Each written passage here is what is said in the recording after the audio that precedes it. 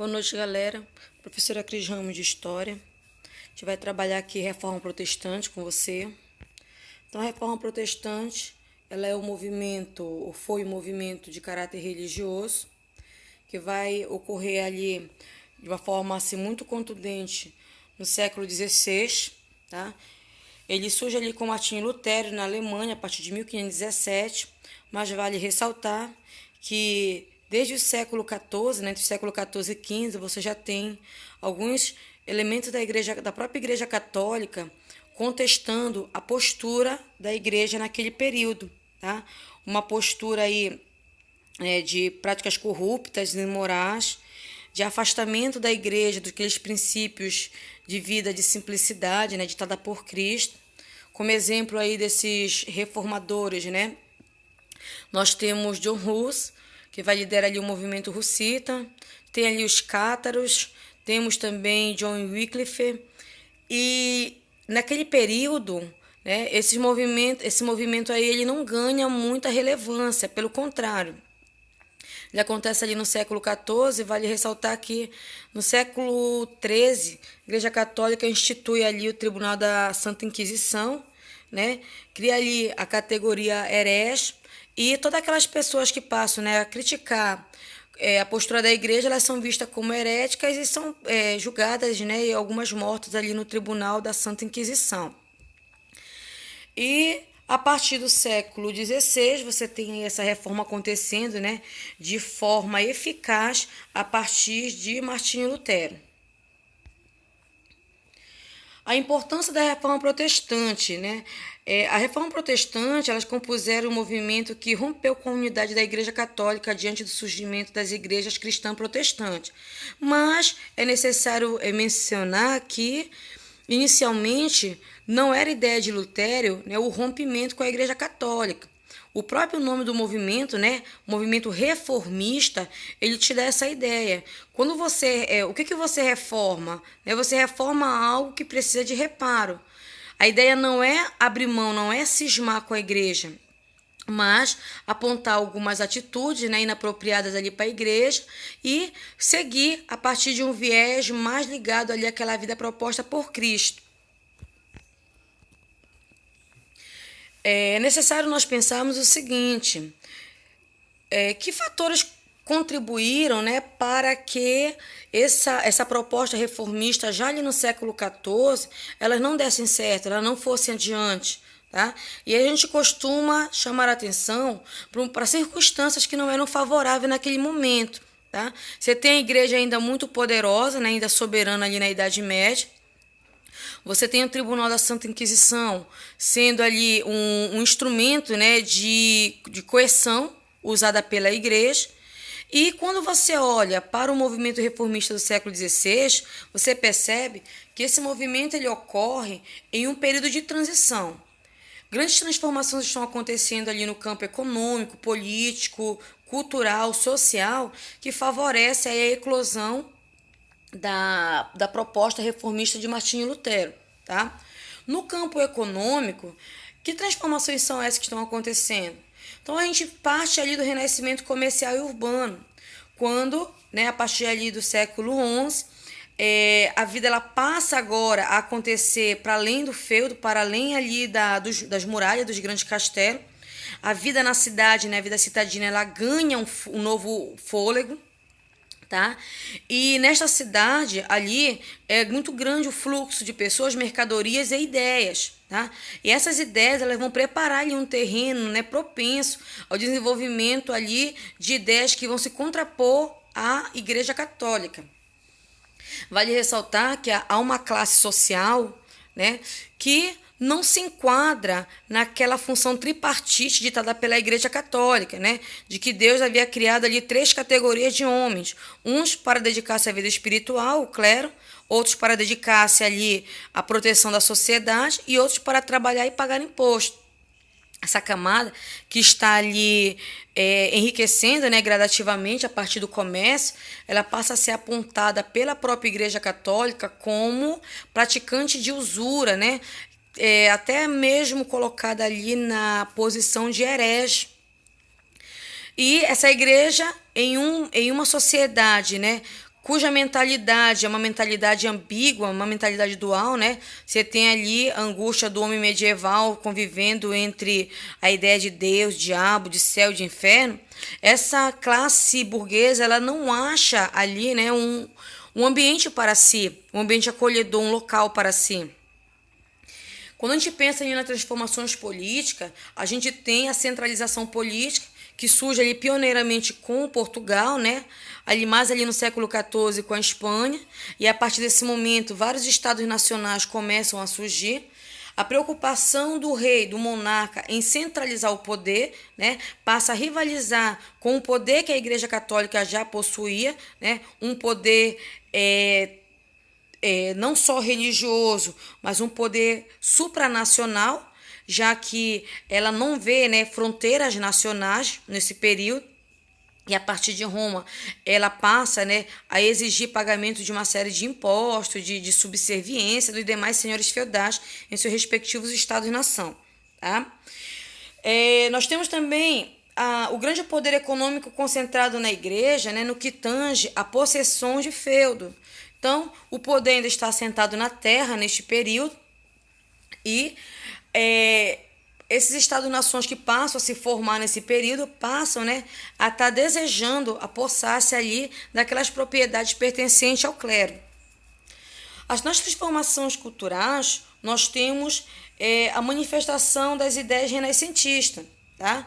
Então, a gente costuma falar o seguinte: a Igreja Católica, nesse século XVI, ela vai sofrer dois abalos. Um abalo no campo religioso, com a própria reforma, né, movimento reformista, e um outro abalo aí no campo cultural, pois já era a igreja, né, a única ali que poderia, a partir das interpretações das Sagradas Escrituras, ser a divulgadora ali da cultura da sociedade medieval. Mas com o advento ali do movimento renascentista, você passa a ter uma alternativa à difusão de cultura, né, que não está mais centrada na igreja. Então, características como antropocentrismo, humanismo, heliocentrismo, a valorização do próprio corpo, a valorização da natureza e o próprio racionalismo, eles passam, né, a se contrapor à Igreja Católica, a criticar-lhe veementemente, e isso vai enfraquecendo a Igreja. Então, assim, em virtude dessa transformação, desse momento aí de transição que está acontecendo na Idade Média, você tem um ambiente favorável a essa eclosão das ideias reformistas. Tá?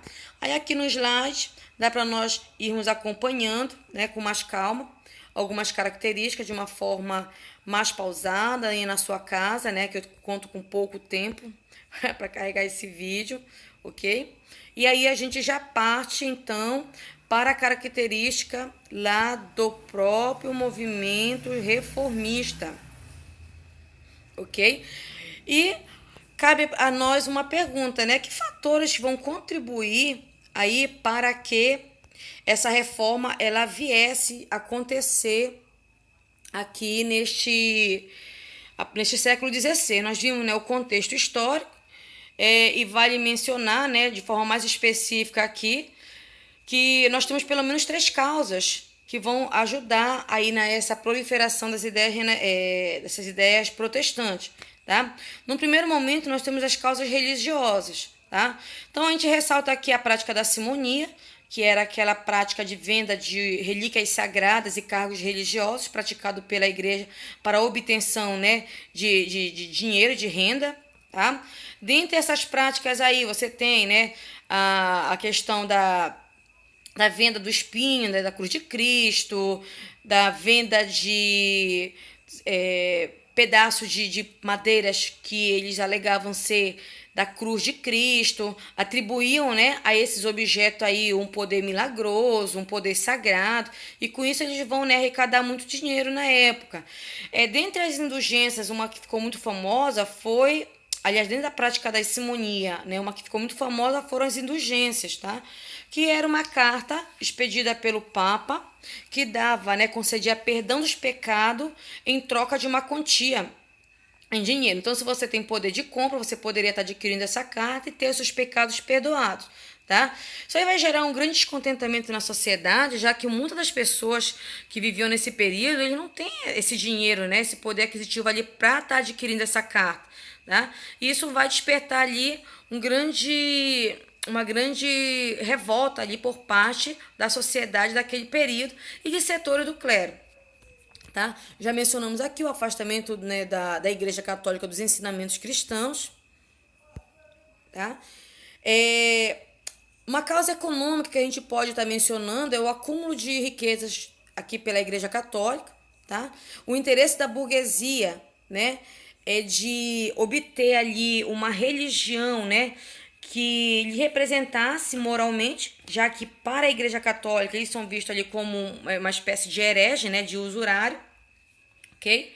E você tem ali as causas políticas também, tá? Nessas causas políticas, né, elas são de extrema relevância, porque assim, você tem os estados nacionais já formados, você tem ali uma briga envolvendo, né, diretamente esses monarcas que tentam obter ali um poder absoluto, que passam nesse período a rivalizar com a igreja, né, com outro extremo de poder, e desligar-se da Igreja Católica significava, né, tá confiscando ali os seus bens, né, os bens que a Igreja Católica ali de Roma possuía, né, nesses respectivos estados-nação, como França, Inglaterra, Suíça e dentre outros estados-nações.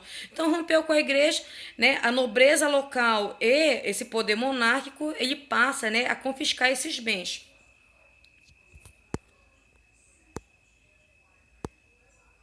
Okay? Então a gente tem aqui 3 exemplos de reforma protestante, tá? Que seria a reforma luterana, a calvinista e a anglicana.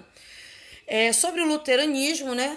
O luteranismo ele tem fundamento ali com Martinho Lutero, tá? Martinho Lutero era um monge agostiniano.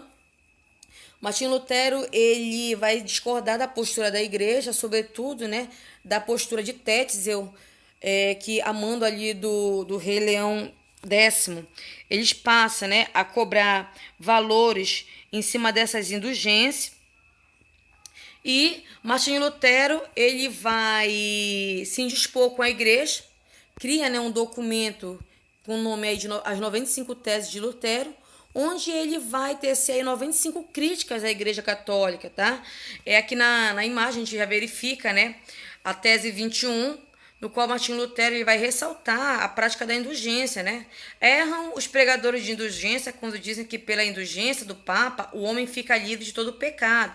É claro que a Igreja Católica, ainda muito forte, não vai permitir isso. Martinho Lutero vai ser convocado a comparecer em Roma e, perante a recusa de Lutero, a Igreja Católica vai expulsá-lo, né, excomungá-lo da Igreja Católica, e a partir deste momento é que o movimento reformista ele ganha esse caráter aí de separação, né, de cisma entre o cristianismo católico e agora esse novo cristianismo protestante que nós conhecemos, né, hoje que você chama aí como os crentes, tá?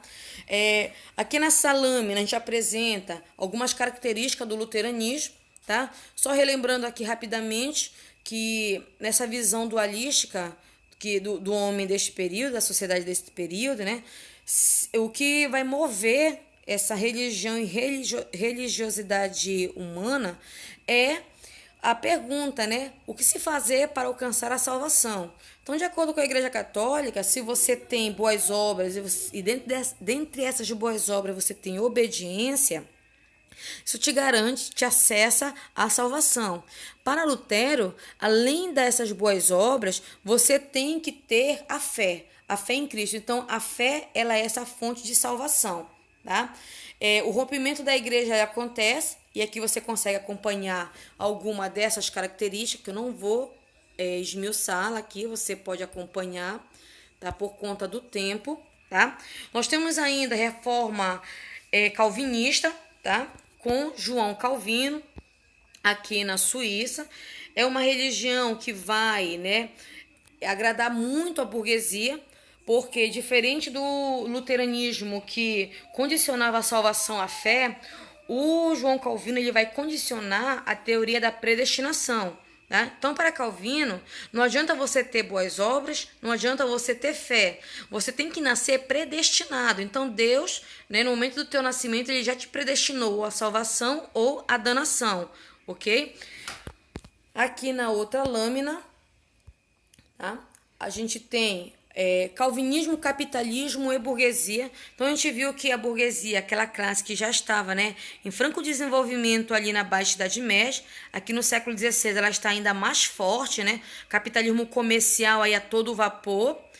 E nós temos aí uma religião que vai agradar muito a burguesia, uma vez que essa predestinação, né, ela traz como marca, né, a questão do trabalho e a própria acúmulo de riqueza. Então, essa classe é uma classe extremamente rica e ela vai encontrar aí, né, um aconchego, né, um acolhimento moral, religioso moral para ela, diferente daquele que a Igreja Católica dava anteriormente. Ok, e partimos agora para o anglicanismo. O anglicanismo que vai se desenvolver aqui na Inglaterra, né, a partir de um interesse particular do rei Henrique VIII, tá? Diferentemente dos dois outros exemplos de reformista, tanto o luteranismo quanto o calvinismo, o anglicanismo ele surge a partir do interesse do rei, tá? Que deseja divorciar-se de sua esposa, né, já que ele pretendia ter um filho varão que lhe sucedesse no trono, e Catarina de Aragão, sua esposa, não lhe dara esse filho varão. Ele passa a exigir o divórcio, o Papa Clemente nega esse divórcio, e ali ele vê uma oportunidade de romper com a Igreja Católica. Lembrando que esse tanto o rei quanto a própria nobreza que vai apoiar o rei, né, no ato de supremacia, que é o documento ali que implanta o anglicanismo na Inglaterra, rei e nobreza eles passam a ganhar muito com esse rompimento com a Igreja Católica, já que uma vez que o vínculo com a Igreja Católica está desfeito, eles passam a confiscar todos os bens da Igreja Católica ali na Inglaterra. Aqui nessa lâmina a gente tem algumas das características, né, pertinentes a cada reforma protestante, bem como suas diferenças. E aí você dá uma lidinha com muita calma, tá? E aí é claro que a Igreja Católica ela não vai deixar isso barato, tá? Ela vai dar uma contra-resposta aí para o movimento reformista protestante. E daqui a pouco a gente grava um outro vídeo falando aí sobre essa contra-reforma católica. Obrigada, beijo.